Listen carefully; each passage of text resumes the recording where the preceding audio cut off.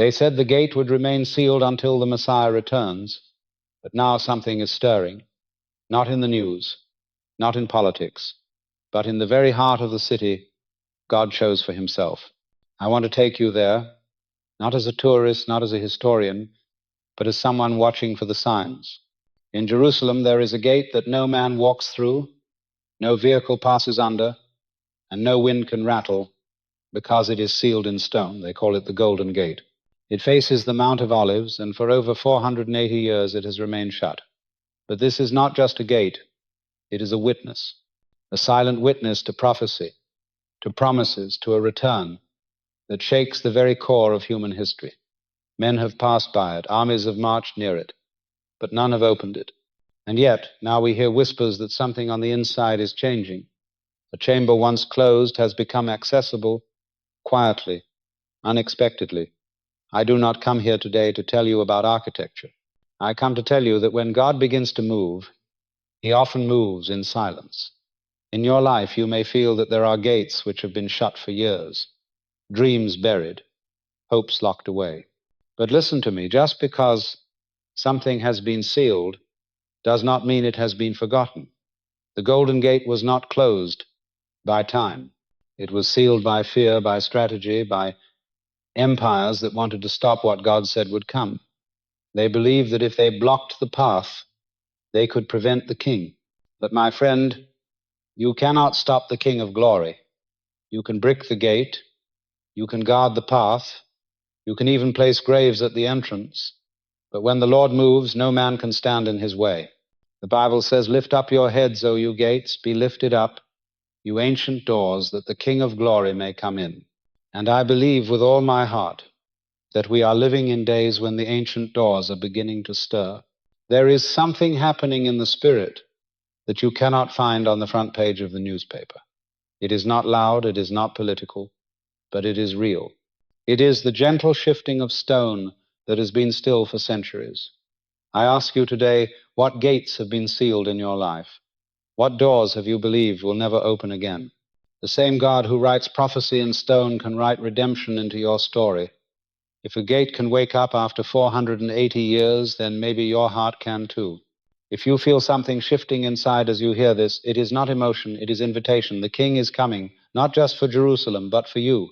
And maybe the reason he allowed you to hear this message is because he wants to open something in you before he walks through that gate. The Golden Gate is not just a relic of stone. It is a doorway that speaks to both history and destiny. It faces the Mount of Olives, that quiet slope across the valley where Jesus once stood, where his feet will touch again when he returns. It was through this very gate that he entered Jerusalem, not with a parade of soldiers, but riding on a donkey, fulfilling the words of the prophet Zechariah. It was a gate of peace then, and it will be a gate of glory when he comes again.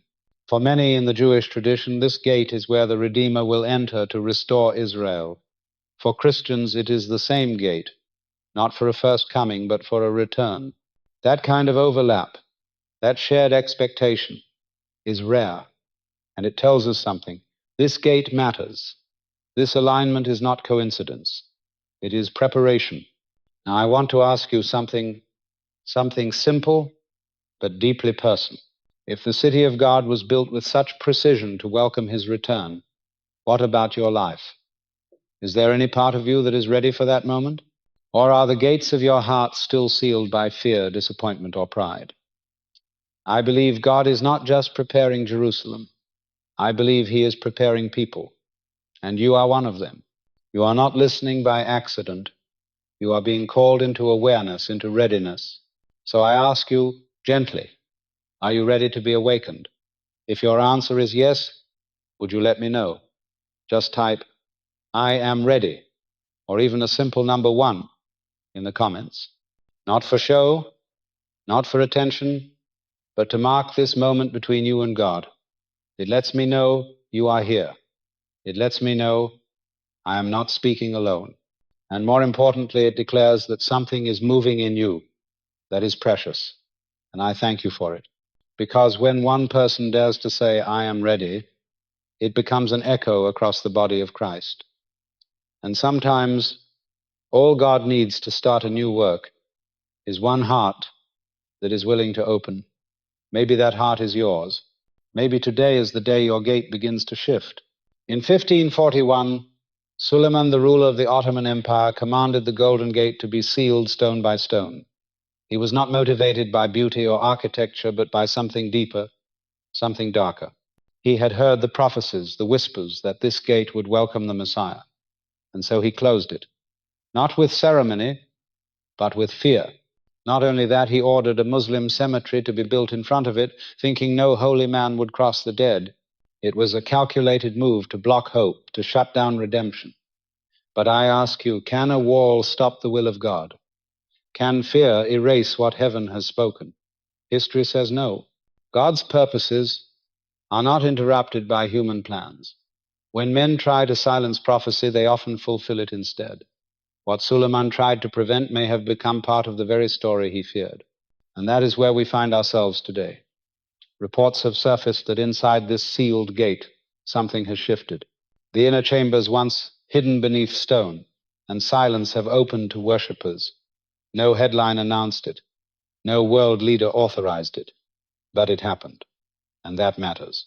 Because this is not just about ancient doors or sacred geography, it is about timing, divine timing. A door once sealed in strategy now cracks open in surrender. Not to kings or generals, but to people on their knees. The message is clear. What man has sealed, God can touch. And when God touches something, even silence becomes a signal. You may have built walls around your life. You may have sealed off places you thought no one could reach. But the presence of God is not limited by what you closed. He works from the inside out. He moves in the quiet. And when he begins to move, there is no stone thick enough to keep him out. So the question is not whether the gate in Jerusalem is opening.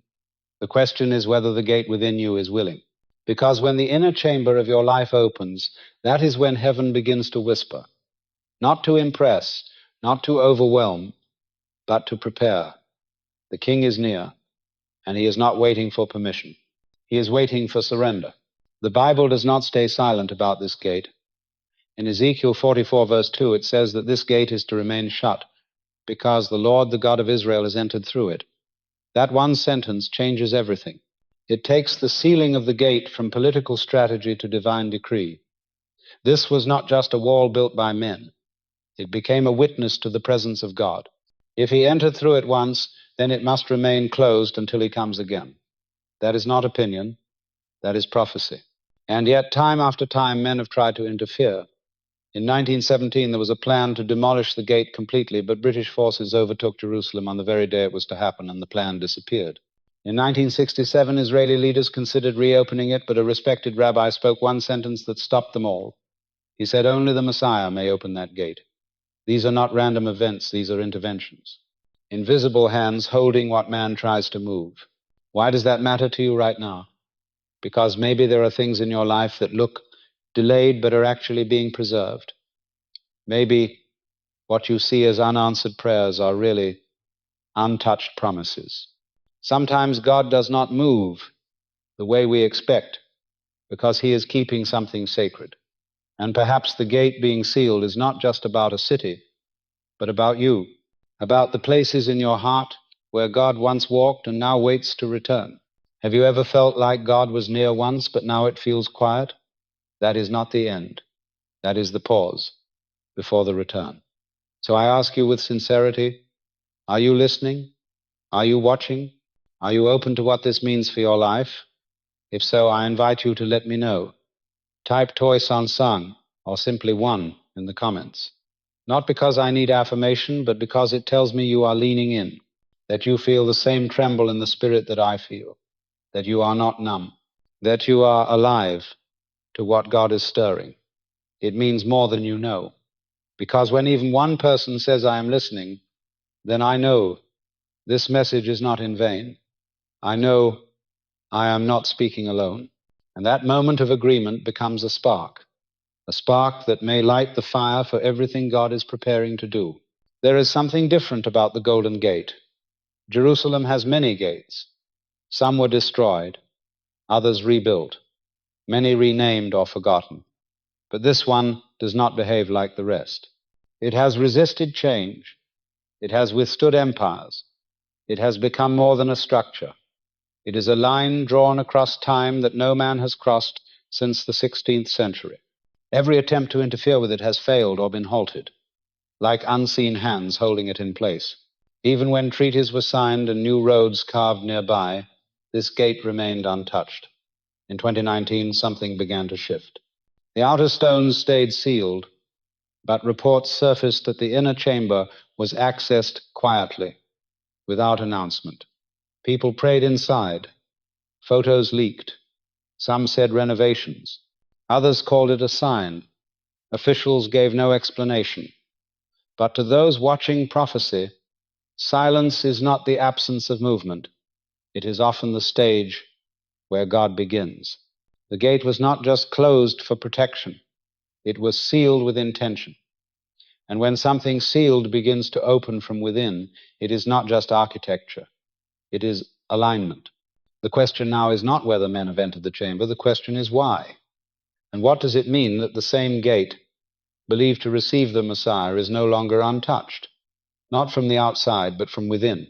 This matters because prophecy does not always announce itself in thunder. Sometimes it stirs in the stillness. Those who pay attention know that history often shifts before the world is aware. The gate facing the Mount of Olives speaks without words.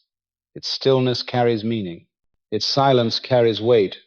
And now that silence has been broken, not by a trumpet, not by an army, but by a quiet access to something long hidden.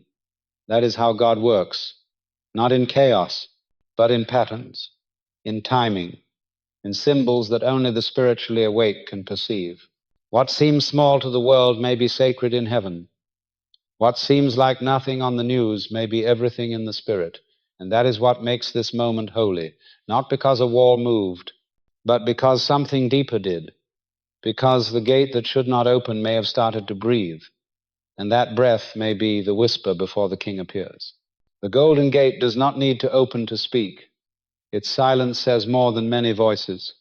It stands across from the Mount of Olives like a mirror set in stone, perfectly aligned, not by accident but by purpose. In Zechariah chapter 14 it is written that when the Lord returns, his feet will stand on the Mount of Olives and the mountain will split in two.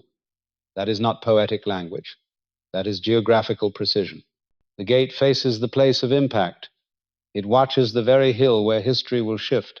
When Jesus first entered Jerusalem, he came down from that mountain, passed through that valley, and walked through this gate, not as a conqueror but as a servant, not in a chariot, but on a donkey. He fulfilled prophecy with humility, and now the same gate waits for him again, not to welcome peace, but to usher in glory. This is why the gate is not just a structure. It is a message, and the message is mercy. Its Hebrew name is Sha'ar HaRachamim, the gate of mercy. Not of wrath, not of judgment, but of compassion. That should tell us everything. God did not seal it with anger. He marked it with hope. And when it opens again, it will not be for destruction, but for redemption. This challenges how we see delay. We often view waiting as absence, but with God, waiting is preparation. The gate does not tick like a clock. It waits like a servant, ready, watching. And the fact that it faces not Rome, not Mecca, not Washington, but the mountain of prophecy means its focus is not political. It is eternal. This is the gate that watches the place where Jesus ascended. And it is the same gate watching for his return. You cannot find another gate in the world with such alignment. That is not coincidence. That is design. A design that reaches beyond maps and kings and news reports. A design that still speaks today. And if the stones can speak through silence, then surely the soul can hear through stillness. Because when mercy stands at your door and looks you in the eye, it is no longer about geography. It is about response. And the next move is not political. It is personal. The king who once entered in mercy is coming again in power, and every stone knows it. God rarely begins with explosions.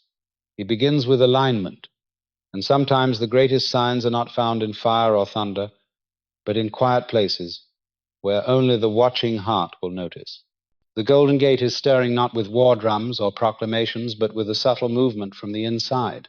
The inner chamber, once buried in centuries of stone and silence, has now received the prayers of ordinary people.